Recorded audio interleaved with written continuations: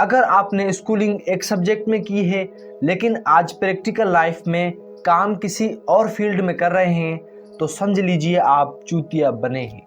और इसी तरह आपके जो बच्चे हैं, आपकी जो आने वाली जनरेशन है वो भी चूतिया बनेगी।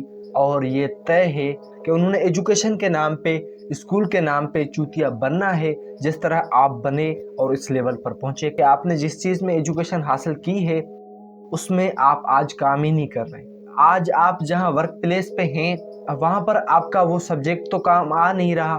तो ये बात हम 99% श्योरिटी के साथ कह सकते हैं कि आप स्कूल्स के द्वारा चूतिया बनाए गए हैं। एक बार फिर हम स्कूल के बिजनेस की डार्क साइड को एक्सपोज करने की कोशिश करेंगे। अगर आप स्कूल्स की नेगेटिव साइड को नहीं जानते तो स्कूल्स की नेगेटिव साइड के बारे में पहले से ही मैं 2 वीडियोस बना चुका हूं और ये मेरी तीसरी वीडियो है स्कूल्स की डार्क साइड के बारे में। अगर आपने अभी तक वो वीडियोस नहीं देखी तो लिंक नीचे डिस्क्रिप्शन में है, आप देख सकते हैं। तो चलिए एक बार फिर हम स्कूल्स की डार्क साइड को देखते हैं, लेकिन इस बार अनएम्प्लॉयमेंट वाले नजरिए से देखते हैं कि लोग पीएचडीज डिग्रीज करके भी अनएम्प्लॉयड क्यों हैं।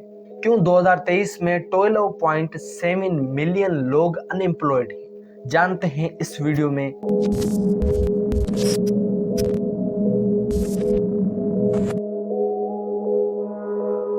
स्कूल SCHOOL एक ऐसी जगह जहां पर यह तय होता है कि आपने जिंदगी में क्या करना है और क्या नहीं करना, आपके लिए क्या फैसले अच्छे हैं और क्या बुरे हैं।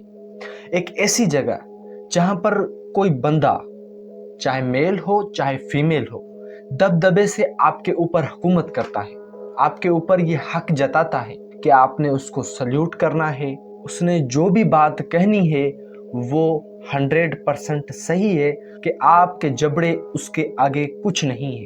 आपकी इतनी बड़ी बॉडी, आपका ये दिमाग उसके आगे जस्ट एक ऑब्जेक्ट है और एक ऑब्जेक्ट की तरह बिहेव करता है, करता नहीं है, करवाया जाता है। एक ऐसा माहौल जहां पर क्वेश्चन करने पे आपको पनिशमेंट मिलेगी, जो अब हमारे पॉलिटिशियंस करते हैं। लेकिन स्कूल्स में आपने कुछ क्वेश्चन किया, चाहे वो रिलेवेंट हो, फिर भी उसको इर्रिलेवेंट मान के आपको पनिशमेंट दिलाई जाएगी। आपने फिजिक्स के पीरियड में केमिस्ट्री पढ़नी है और केमिस्ट्री के पीरियड में फिजिक्स पढ़नी है, ये तय एक बंदा करेगा जो 24 घंटों में 45 मिनट आप पे राज करेगा, आप पे हुकूमत करेगा। उसने ये फैसला करना है कि आपने कौन सा सब्जेक्ट किस वक्त पढ़ना है। अगर उस बंदे को सिर्फ केमिस्ट्री आती है तो बंदा आपको चाह कर भी केमिस्ट्री पढ़ाएगा, ये तो है। लेकिन फिजिक्स के पीरियड में केमिस्ट्री के टीचर से फिजिक्स के क्वेश्चन पूछना कौन सी गलत बात है। और ये जो मैंने बात की, ये एक इंसिडेंट जो मैंने अपनी लाइफ में एक्सपीरियंस किया है और शायद आपने कई बार एक्सपीरियंस किया हो। लेकिन क्यों स्टूडेंट्स के साथ ऐसा किया जाता है कि उनसे क्वेश्चन करने का हक छीन लिया जाता है? क्योंकि स्कूल से डिजाइन इस बात के लिए किए गए हैं, क्रिएट इस बात के लिए किए गए हैं कि लोगों को बिहेवियर सिखाना है कि यंग जनरेशन जो है, जो यूथ है, असल पावर तो उसके पास है, उनकी पावर को कुचलना है, उनके फ्रीडम को बिल्कुल क्रश करना है और उन्हें वो काम करना है जो इंतजामिया बोले। असल में ये सिस्टम इस एम से, इस मकसद से स्टार्ट किया गया था कि हमें एक फौज बनानी है, एक ऐसी फौज, एक ऐसा ग्रुप जैसा इंतजामिया कहे 100% एग्जैक्ट वैसे ही उन्होंने एक्शन करने हैं। इस बात पे ये सिस्टम बेस्ड था। लेकिन अफसोस की बात यह है कि 21वीं सदी में आज भी इस सिस्टम को ही प्रायोरिटी दी गई है कि जस्ट हमारी यूथ को ऐसा बनाना है कि इंतजामिया कुछ भी कहे वैसा करना है। इन सब को वैसे बना के आगे इनका खर्चा उठाने के लिए इन्होंने डिजाइन ये सिस्टम किया है, इनके लिए जॉब्स भी तो आए। लेकिन अफसोस की बात है इनके लिए आगे कुछ भी नहीं है। इन्होंने जस्ट मासूम सा बचपन और ख्वाहिशात से भरा अपना एडल्टहुड एक बोरा उठाने के पीछे खत्म कर दिया है। एक मासूम सा बच्चा, उसको ऐसा मासूम बनाया जाता है कि वो चंद लोगों के सामने कोई क्रिटिकल थिंकिंग वाली बात नहीं कर सकता। वो जस्ट ये बात कह सकता है कि न्यूटन के 3 लॉज हैं, अल्बर्ट आइंस्टाइन ने ये कहा था, फला ने ये कहा था, फला ने ये कहा था। लेकिन वो ये बात नहीं कह सकेगा कि न्यूटन सेब के गिरने की वजह से ग्रेविटी को अगर ढूंढ सकता है तो वो अपनी जो पहले वाली लाइफ है उसमें वो पूप करने के टाइम पे अपना पूप नीचे गिरता है, इस बात पे कभी उसने सोचा नहीं था।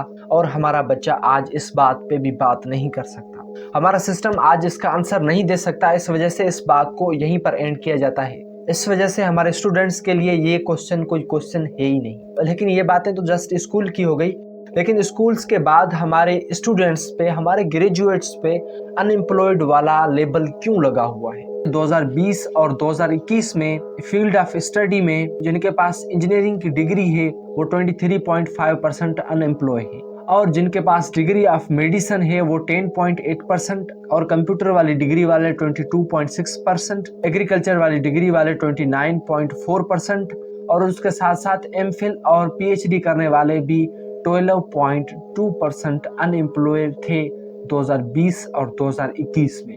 इतने सारे नंबर्स के पीछे मेनली एक ही रीजन है, एजुकेशन। First caste illiteracy. लोगों के पास इतनी एजुकेशन है ही नहीं कि वो क्राइटेरिया पे पूरे उतर सकें किसी जॉब को हासिल करने के लिए, कि काफी लोग एबल ही नहीं है कि वो लिख सकें या पढ़ सकें। इलिटरेसी जो है वो पॉवर्टी को एक लाइन पे कायम रखती है, मतलब कि जो गरीब हैं वो गरीब ही रहते हैं, जिस वजह से वो किसी हेल्थ केयर को एक्सेस नहीं कर सकते और ना ही दूसरे अहम रिसोर्सेस को एक्सेस कर सकते हैं, जिस वजह से वो सेहतमंद नहीं रहते और इनके अनहेल्दी रहने की वजह से उन्हें जॉब्स खोनी पड़ती हैं। और दूसरा काज है फ्लॉड एजुकेशन सिस्टम, हमारा खराब एजुकेशन सिस्टम।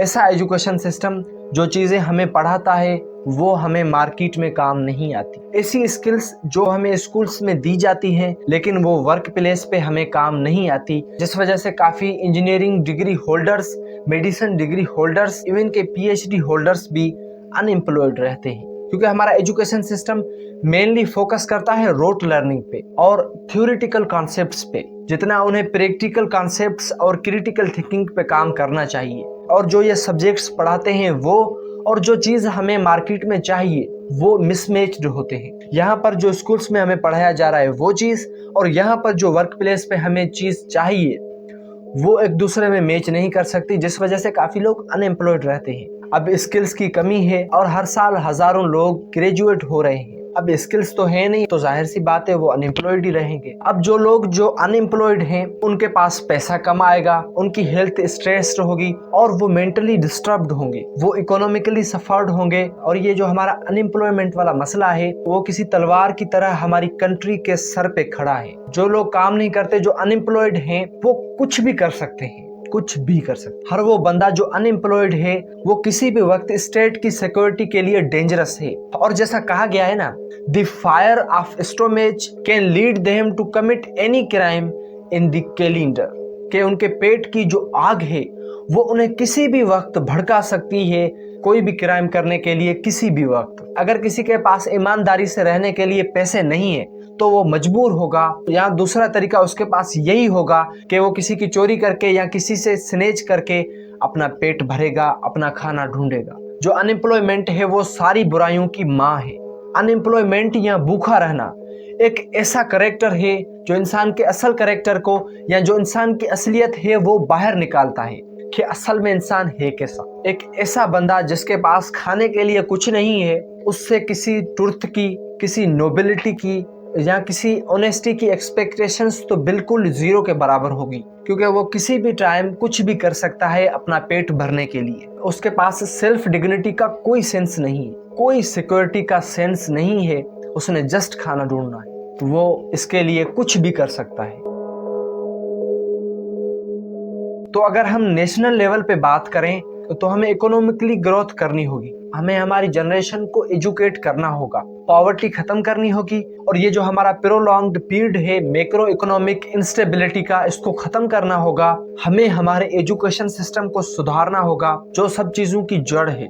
कोई भी जनरेशन तभी सुधर सकती है, तभी वो अपने अच्छे काम कर सकती है या मुल्क की तरक्की के लिए कुछ कर सकती है, जब उसकी एजुकेशन अच्छी होगी।